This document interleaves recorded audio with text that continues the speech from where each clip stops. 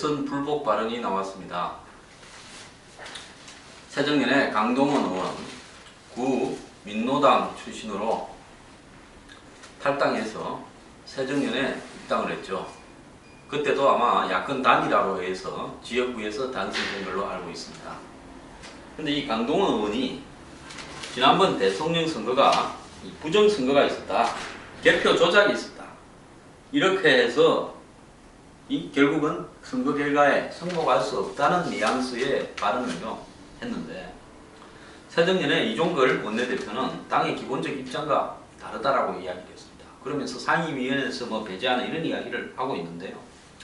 적어도 민주주의 사회에서의 기본 원리는 선거에서 지면 승복하는 겁니다. 선거에서 부정선거가 있었다면 증거를 가지고 선거사범 처리가 법적으로 가능한 6개월 이내에 그 문제에 대해서 공식적으로 문제 제기를 해서 법적으로 싸워야 되겠죠. 지난 2000년입니까? 미국의 엘 고어하고 당시에 W 부시 대통령하고 플로리다 등지에서 개표 부정이 있었다, 조작이 있다, 근소한 표차가 났는데 그때 대법원까지 문제가 됐죠. 그래서 법적으로 따지다가 깨끗하게 엘 고어가 승복을 했습니다. 그 뒤로는 개표 부정 문제나 선거 조작 문제를 한마디도 제기하지 않았습니다. 적어도 미국 사회에서는 그런 문제를 제기하는 정치인은 그대로 수명이 끝인 겁니다. 그래서 선거에서 지고 한참 있다가 이런 개표 조작을 이야기하고, 왜 이게 왔겠습니까? 새정년은 승복했다고 이야기하지만 선거 뒤에 1년 반이 지나도록 국정원 댓글을 이야기하면서 선거 당시 억울한 일이 있었다고 당사자들도, 선거 당사자도 이야기했습니다. 이런 풍토가 누적되다 보니까 총선을 앞두고 한마디로 이런 문제를 제기해서 한번 질러버리면 공천을 받는데 유리하지 않겠느냐, 내 지역구가 호남이니까 한번 지르면 공천이 되지 않겠느냐, 이런 생각을 했을 수도 있다고 봅니다. 개인적으로는 저는요. 이런 부분 때문에 이런 어떤 대선 불복 발언을 한 강동원 의원에 대해서 새정년이 당의 방침이 아니라면 상임위 교체 이런 수준이 아니라요, 당에서 제명을 저는 해야 된다고 봅니다. 새누리당의 어떤 사람도 대선에 지고 만약에 공식적으로 어필하는 거 외에 이런 발언을 한다면 마찬가지로 정리해야 되겠죠. 그렇기 때문에 이것이 민주주의 사회의 기초적인 원리라는 것을 모르는 사람은 저는 정치를 해서는 안 된다는 겁니다. 앞으로 강동원 의원이 다음에 선거를 치르고 당선되었을 때 본인이 지역구에 싸웠던 경쟁자가 한 3년 지나서 당신은 개표 조작으로 당선 유효라 했을 때 어떻게 대답하겠습니까? 자, 민주주의의 근간을 흔드는 행위에 대해서는 저는 새정년에 문재인 대표가 강동원 의원 문제에 대해서 어떻게 생각하는 건지, 어떻게 처리할지 입장을 밝혀야 된다고 봅니다. 교과서 문제 갖고 싸우는 거는 그건 별도로 하고요. 이 문제는 이 문제대로 정리할 필요가 있죠.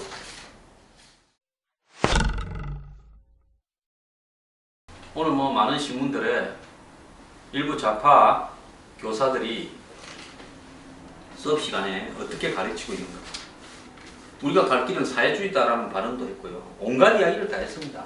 신문에 났으니까 정말 입에 담기 어려운 이런 이야기들, 수업 시간을 이용해서 하는 교사들의 이야기를 제가 직접 하지는 않겠습니다. 또 더 나아가서 북한에 대해서 편파적인 교과서 등재로서 남한에는 철학탄 곤봉에 피 흘리는 시민의 사진을 실어서 남한은 인권과 민주주의가 탄압된 정권들이 있었다. 그리고 북한에는 웃는 김정일과 로켓 발사 사진을 대비시키고 유관수는 빼고 보천보 전투는 부각했다. 제가 옛날에 뉴스와이에서 보천보 전투가 과연 교과서에 등재될 만큼 중요한 항일 투쟁사의 하나이냐, 보천보 전투의 주역이 과연 25살 김일성이 맞았냐, 김경천 장군이라는 분이 실제 주역 아니냐, 그 역사적으로 거짓이라고 지금 여러 이야기가 나오는 것을 왜 4개의 교과서가 등재를 했냐, 이런 문제를 보면요, 왜 교과서를 국정화해야 되는가는 답이 나오는 문제입니다. 수도 없이 이런 사례들이 왜곡되게 됐습니다. 근데 이런 문제에 대해서 스카이, 주요 대학교의 국사학과 교수들이 편집에 참여하지 않겠다? 자, 교수의 자존심이, 많이 배운 사람들의 지식인의 자존심이 그럼 여태까지 정교조 교사나 좌파 교사가 역사를 왜곡할 때는 침묵하고 왜곡된 내용들이 교과서에 엄연히 등재되어 있을 때는 이것은 너무 심하다 말을 한마디 하지 않고 한마디로 이 좌파의 전성시대 국사학계에 있어서 입을 닫고 있다가 이제 국정화에 한다니까 거기에 대해서만 마치 반대에 나서서 본인이 개혁적이고 진보적이고 양심적인 사람처럼 비춰지려고 노력합니까?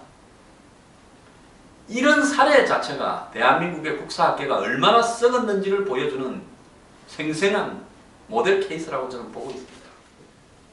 진보 좌파 진영의 주요 논객인 한홍구 성공회대 교수가 이 지난 11월 달입니까? 이 한 강연에서 한 말이 지금 국사 논쟁과 더불어서 화제가 되고 있습니다. 그분은 이승만 전 대통령을 세월호 이준석 선장에 비유하고 박정희 전 대통령과 박근혜 대통령을 겨냥해서 그때 죽였으면 그 언니도 태어나지 않았다고 이야기를 했습니다. 자, 이 한홍구 이 교수님요, 굉장히 좌파에서 논객으로 활동을 많이 하고 있습니다. 이분은 대표적인 우리 사회의 강남 좌파, 요즘식으로 표현하면 금수저 좌파라고 불립니다. 이분은 형제 4명이 모두 서울대를 졸업했고요. 다 서울대와 연세대에서 교수직을 하고 계신답니다. 아버지는 한만년치로서요, 출판사 1조각, 제가 어릴 때 수많은 고급 도서들이 또 대중도서들이 1조각에서 나왔습니다. 그때만 해도 탑3 안에 들어간 출판사의 거두였습니다. 그리고 이분의 외할아버지는 유진호 신민당 당수로 유명했죠. 그리고 이승만 정부에서 법제처장도 했습니다. 그래서 유진호 박사라고 유명했고 나중에 정치권의 야당에 들어가서 삼성계헌 반대 투쟁을 주도했습니다. 그리고 외할머니는 우리 어릴 때 종기 나면 고약 발랐죠.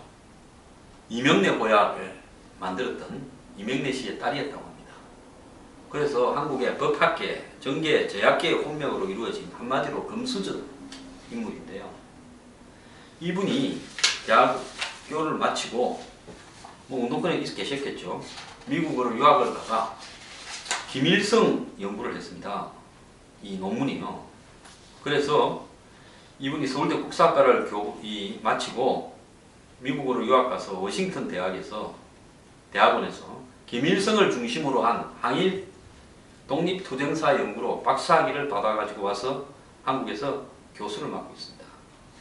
자, 그야말로 한국 사회에서 온갖 태어날 때부터 주어진 본인의 노력이 아니라 주어진 혜택을 받았던 분인데요.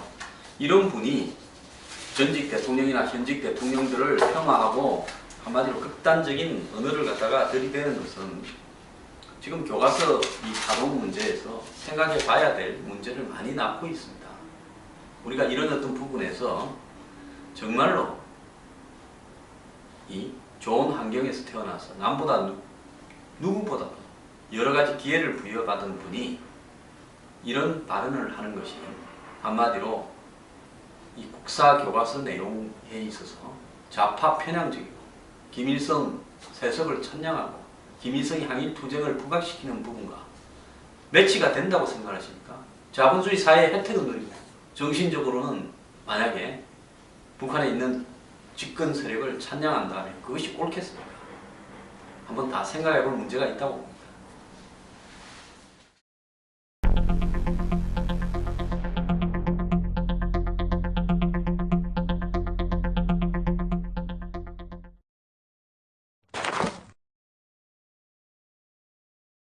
제가 어제 등 뒤에서 총을 쏘는 보수 진영 내부의 양아치가 더 문제다, 이렇게 이야기를 했는데요.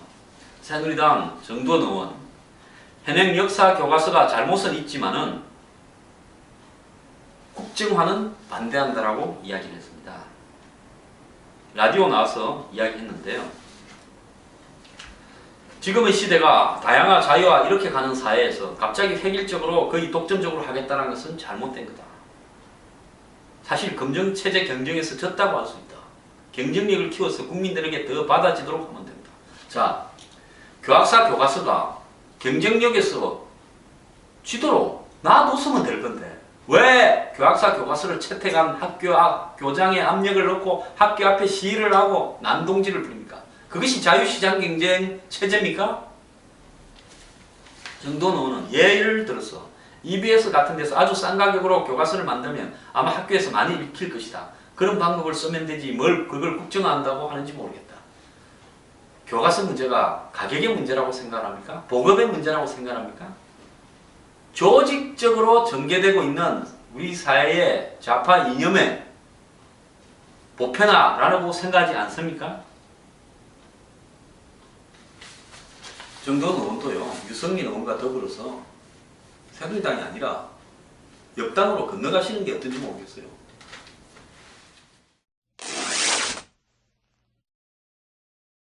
고영주, 박문진 이사장을 곡하시는 누구를 위해서 색깔론을 들이댈까 하는 진보 좌파 매체에 보도가 있었습니다. 저는 고영주 이사장을 미국의 메카시 전 상원 의원에 비교하는 이런 어떤 보도가 매우 한마디로 낙인 찍기라고 보는데요. 실제 메카시 의원이 거짓을 이야기하는 게 아니라 상당한 부분 사실에 부합되는 발언을 해서 명예가 회복됐지만은 어쨌든 메카시라는 낙인은 한마디로 빨갱이 낙인을 찍는 사람을 의미하는 겁니다. 자, 고영주 이사장이 빨갱이 낙인을 찍었다면 문재인 대표와 노무현 전 대통령에 대해서요. 그 사실에 대한 근거에 대해서 따져보고 사실이 아닌 이야기를 했는지를 확인하는 것이 언론의 태도라고 합니다. 태도라고 봅니다. 언론이 정치적 논쟁에 아무리 언론이 진보 보수로 줄어서 있다 하더라도 그대로 정치적 논쟁에 직접 말려드는 것은 언론의 기능이 상실한 것이라고 보고요. 언론이 일종의 정치권의 홍위병으로 전락한 거라고 보고 있습니다. 그래서 제가 제안하는 것은요. 고영주 이사장의 발언 중에서 뭐 변형된 공산주의자라든지 민주주의자라든지 공산주의자라든지 이런 문제에 대해서 잘했나 잘못했나라는 그 근거를 활발하게 한번 따져보자. 당사자들도 공식적으로 반응을 보여라 합니다. 지금 문재인 대표가 고영주 이사장을 이미 개인적으로 9월 16일 날인가 고소하지 않았습니까? 그런 사실은 다 생략한 채 그 발언의 맥락만 놓고 국정감사에서 위정을 할 수는 없는 것이고 양심에 반하는 이야기를 할 수는 없는 거 아닙니까? 그렇게 코를 끼워서 그 발언만 놓고 복하시다라고 이야기하는 것은 매우 잘못된 것이다. 저는 그렇게 봅니다. 왜 우리 사회는 토론 문화가 활성화되지가 않고 이런 부분에서 고카시라고 낙인을 찍는 걸까요? 자, 옛날에 메카시가 거군데 좌쪽 진영, 좌파 진영을 향해서 낙인을 찍었다. 그 좌파 진영은 그렇게 이야기하면서 정작 자신들은 메카시의 이름을 빌려와서 우파 진영에 있는 인물에 낙인을 찍고 있는 겁니다. 이것도 방송 장악을 위한 의도에서 그러는 겁니까?